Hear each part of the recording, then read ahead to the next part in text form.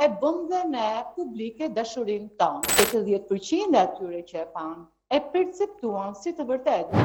U nis një postim për humor, ashtu në kontekst ishte edhe ky postim. Po. Në kuadër për të ironizuar ato çiftet që bëjnë publike dashuritë e tyre, në mendimin tim pjesa e intimitetit duhet mbetet privacy personale. Unë në formë ironie sarkastike bëj këtë postimin me George Cloonin, ku bëhen fotomontazhe me George Cloonin, aktorin e famshëm hollywoodian, dhe me komentin e bën dhe ne publike dashurinë tonë. Por që në fakt çuditërisht u postua për humor, për rezultojnë në një eksperiment social, sepse mbi 80% e atyre që e panë e perceptuan si të vërtetë, duke më dhënë urime.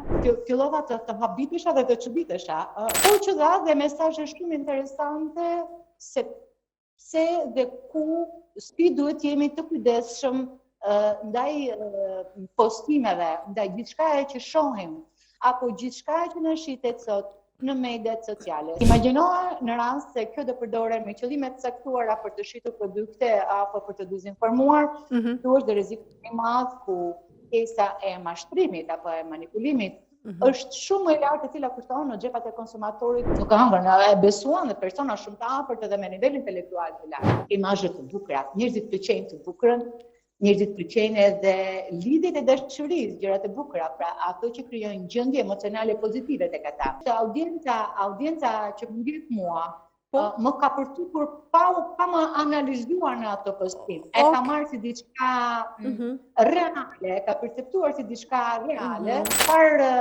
sinjalizoi ky eksperiment social, psikosocial.